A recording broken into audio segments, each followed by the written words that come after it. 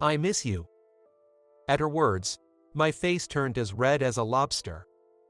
"So, does that mean you want to come over to my place, Natalie?" When I asked for confirmation, she also blushed. She covered her face with both hands. Apparently, she tends to make natural and careless remarks.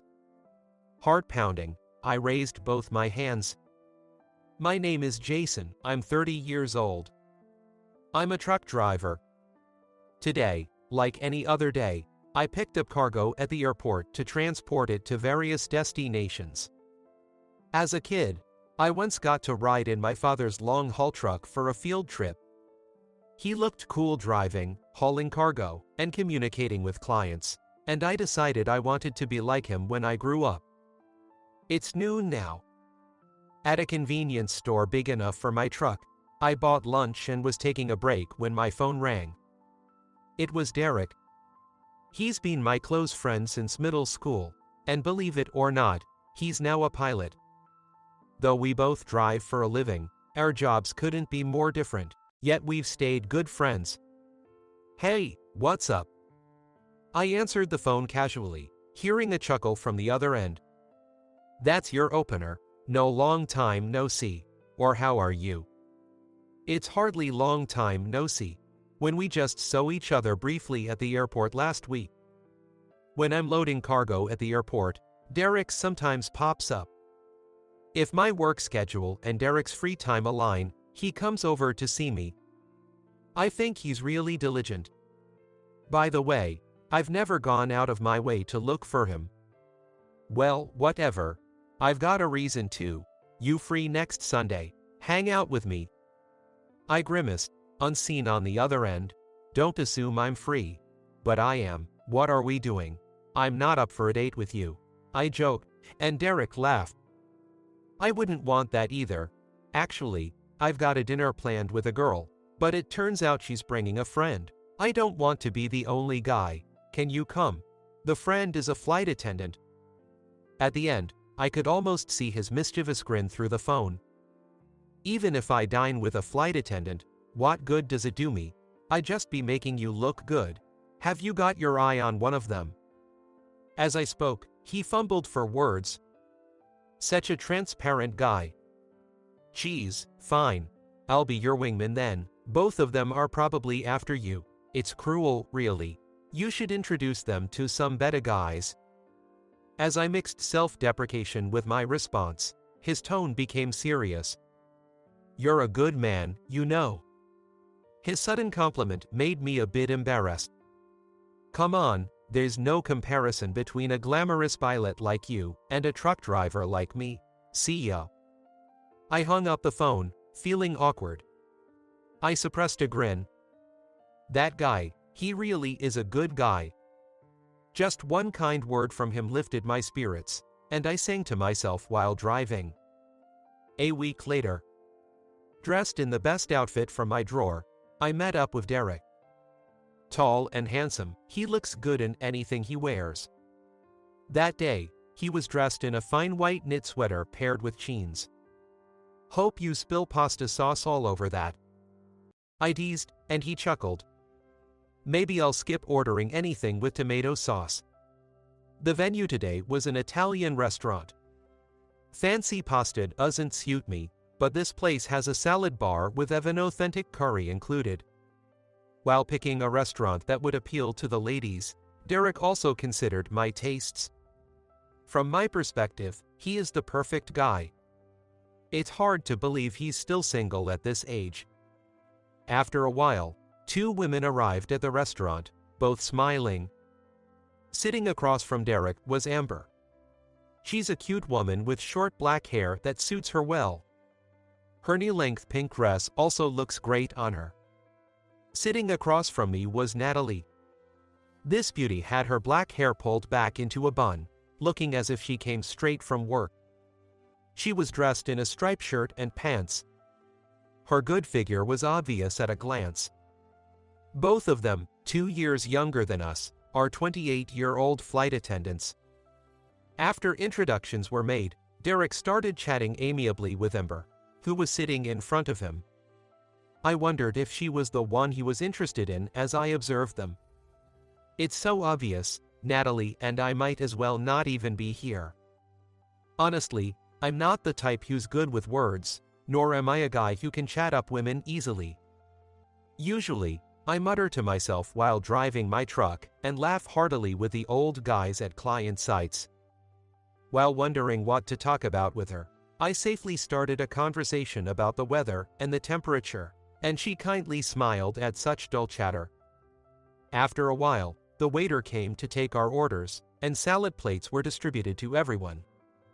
"Derek, let's go," Amber said in a sweet voice, inviting him. Derek, with a slight smile, asked Natalie and me, "Can we go ahead and get our food first?" In such a setting, I couldn't say no, so I gestured for them to go ahead. I thought we all could have gone together to get our food, but if they say they'll go first, we just have to wait. Left alone at the table, feeling a bit bewildered, Natalie quietly started talking to me. "I'm sorry. That girl, Amber, likes Derek."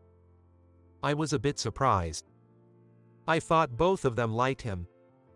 Actually, Amber initially invited him to dinner.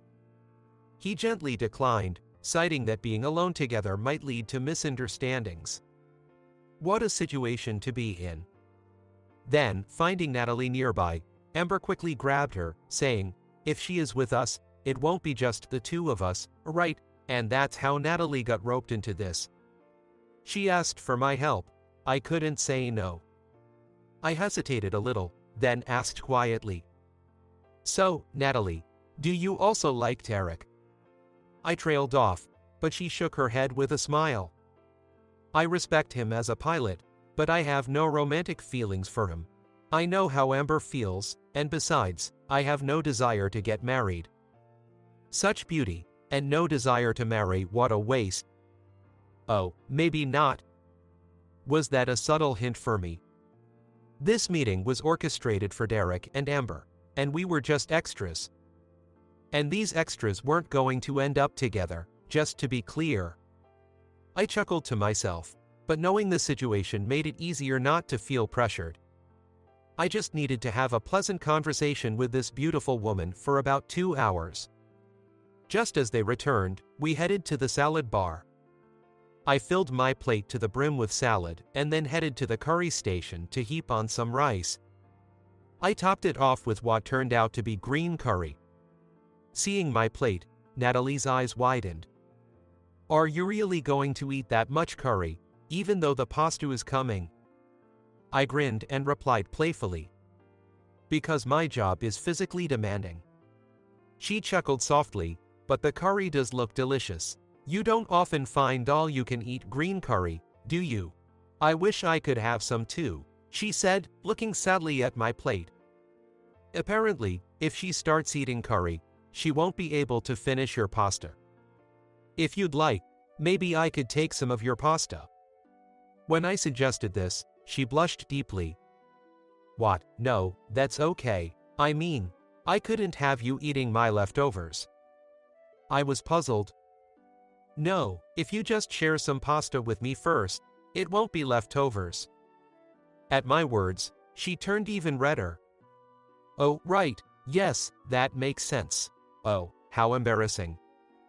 Trying to suppress my growing affection for the deeply blushing Natalie, I smiled. Then it settled. I really wanted to try the cream sauce pasta you ordered. Seeing her still embarrassed, I quickly returned to our table. Back at the table, Amber was startled by the amount on my plate. Meanwhile, Derek, familiar with my hearty appetite, looked unfazed.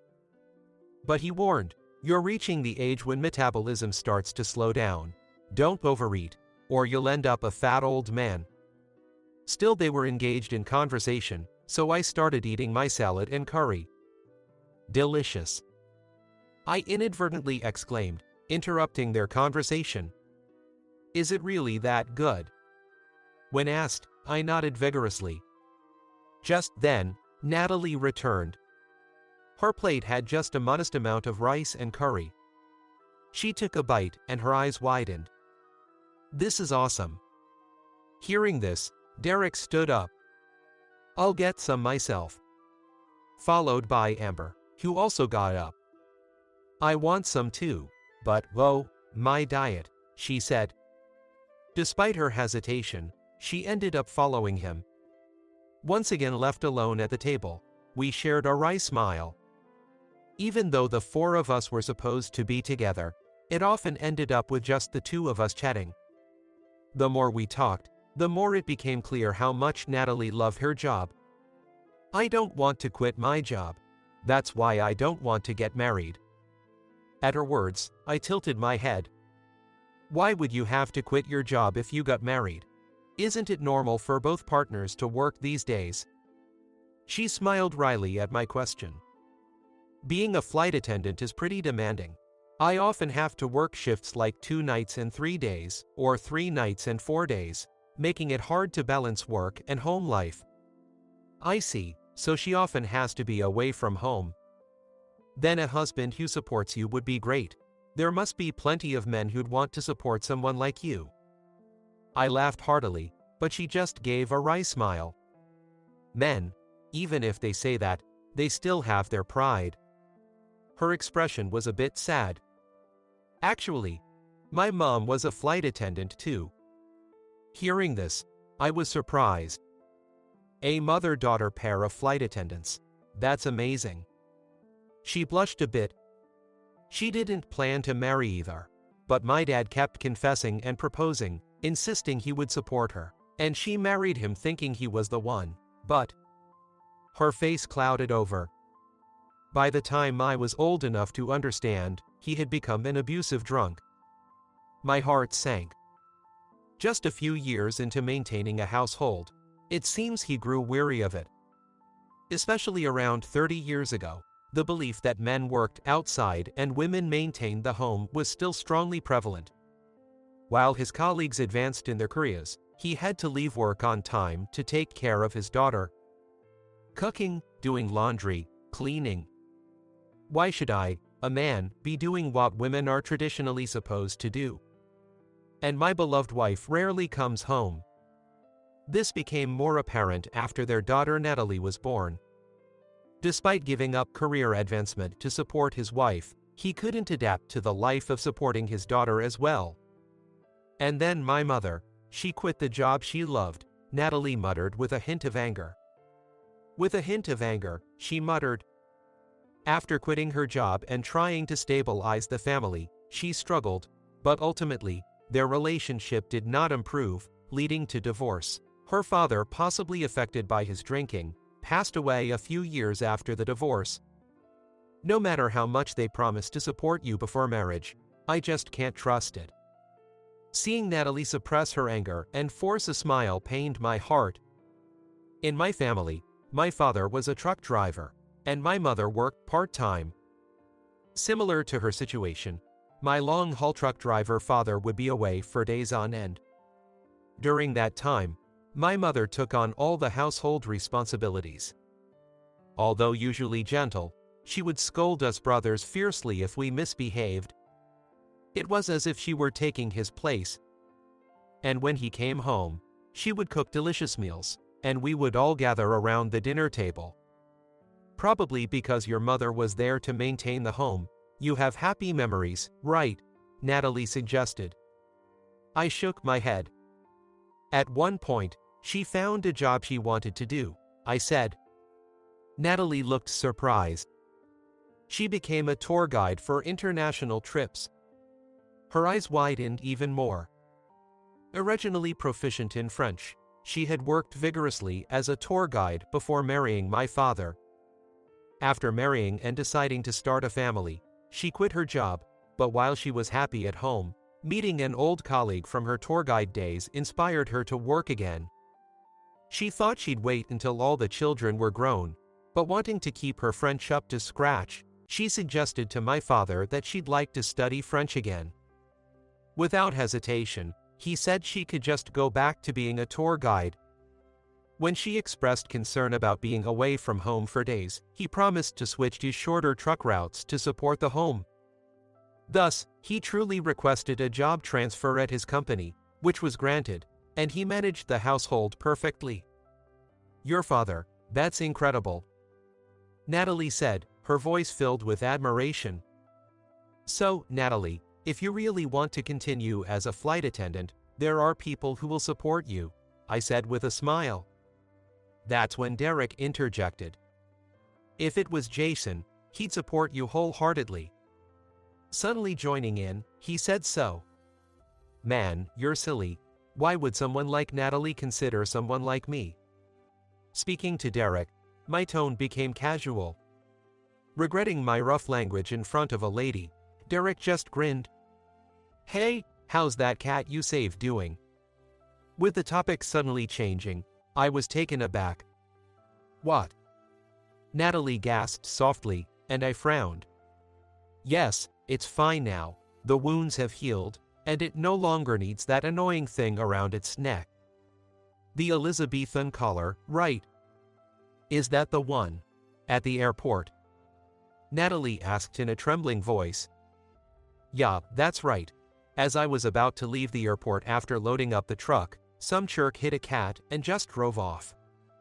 The car that hit the cat just drove away. In a panic, I parked my truck nearby and rushed to the cat. It was limp, but still breathing, so I quickly took it to a vet, promised to pick it up after work, and even called several times during the day to check on its condition. When I finally finished work and went to pick up the cat, it was bandaged up in several places and had an Elizabethan collar around its neck, trembling with anxiety. It's still not quite used to me, gets a bit scratchy, but it's really cute. As I slackened my cheeks fondly, Natalie trembled. It was you. Did you know? Derek nodded knowingly. I was clueless. What do you mean? When I asked, Derek explained. The day I rescued the cat. By coincidence, Derek and Natalie, who were also at the parking lot walking to work, witnessed the cat being hit by the car. The two of them ran towards the scene, but I was quicker. When I swiftly jumped out of the driver's seat and took care of the cat, Natalie murmured, "That's wonderful." I've never seen Natalie look so enchanted before. I thought maybe, just maybe, you two might hit it off. I wasn't going to say anything if your conversation didn't go well, but the vibes seem good, right? Derek said, glancing at Amber. Yet, it's a good mood. Jason seems like he would listen to all of Natalie's whims. Amber said, grinning and resting her chin on her hand. Then, Derek and Amber stood up. Well, we'll leave you two alone then, they said, linking arms. What? Natalie exclaimed in surprise. Actually, we're dating. It's a secret, okay? Natalie, with her mouth agape, stammered, but I thought you admired him, and I was helping out. It only became official recently. I had to keep up the admiring act, right? Amber said with a mischievous smile. Derek told me he wanted me to meet someone, so I helped out. It seems the whole setup was for me and Natalie. Look, Natalie, in my opinion, Jason is the best guy I know. You can trust him. Derek said with a flashy wink, then even paid the bill before leaving the restaurant. Left alone, we were enveloped in silence. Sorry, this turned out to be a weird kind of mixer, she said, her face turning red. No, it's okay. The silence felt uncomfortable, so I offered her my phone. Want to see the cat? As I brought up the photo of the cat on the screen and handed it to Natalie, she asked, It's cute.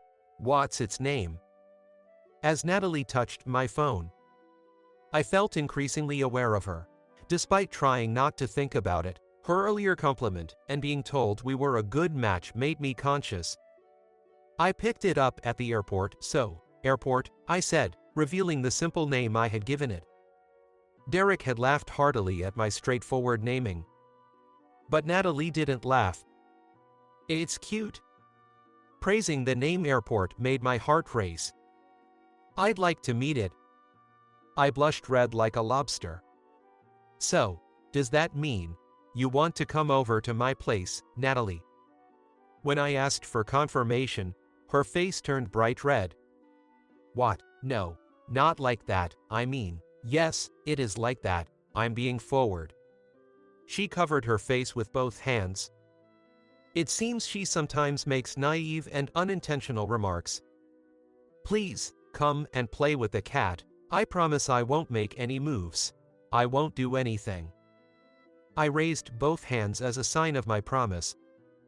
Seeing my hands raised and my earnest face, Natalie burst into laughter. I trust you. I firmly maintained my composure and nodded seriously. I had planned to set another day, but Natalie seemed eager to come to my place right then. Pointing this out might make her flustered again, so I decided to just bring her home. She had come by train, and I had driven. The ride in the cramped car was a bit nerve-wracking for both of us. We arrived at my small, shabby apartment. I live here alone. Thanks to the lenient pet policies of the rundown apartment, the landlord easily allowed it. As I unlocked the door and we entered, the cries of Airport echoed immediately. Airport, deciding not to exert any unnecessary effort, finally warmed up a bit after seeing me. Usually, it just meows once and then zones out, but knowing there was a guest, Airport started circling around Natalie, sniffing and observing her. I chuckled wryly, urged her to sit wherever she liked, and started boiling some water. She looked around the room curiously.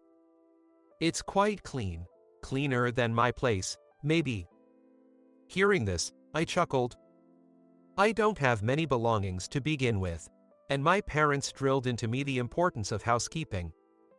Like my father suddenly taking over the household chores to support my mother's job, life is unpredictable, and they wanted me to be able to manage on my own, so I was thoroughly trained in domestic chores. Hearing this, Natalie smiled and petted Airport, saying, "You really have wonderful parents." Really, it's settling in. I was astounded. It rarely came close to me. Yet here it was, purring and cuddling up to her. Maybe you would be better off as its owner. As I served the tea, she shook her head sadly. No, I can't. I'm away from home too much. Then, looking at me as if realizing something, she asked, "By the way, Jason, aren't you often away as well? What do you do with Airport when you're gone?" Scratching my head, I admitted, "Actually, I got a transfer." Natalie's eyes widened. Picking up the cat made me first consider what would happen while I was away. I thought about having my parents take care of it, but since I was the one who found it, I felt responsible to handle it myself. My company has two main operations: loading cargo at the airport and transporting it long distance, and loading cargo and distributing it within the county. I applied for a transfer to the local distribution. Actually, I swapped places with my father. My father, who works at the same company, had switched to local routes after deciding to support the household, and had continued on that path. When I discussed the cat with him, he casually said, "Then, how about we switch? I don't have to be home as much now that you kids are all grown up." And he went straight to our boss, President Thompson, to make it official. I was worried about him suddenly switching to long distance at his age, but he has always loved driving and took pride in his long-haul work.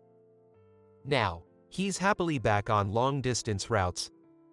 "You changed your work style for the cat." She was amazed, her eyes wide in surprise. "Of course, I'm responsible for a life, after all." Natalie covered her face. "What's wrong?" Concerned she might be feeling unwell, I was met with a shocking confession.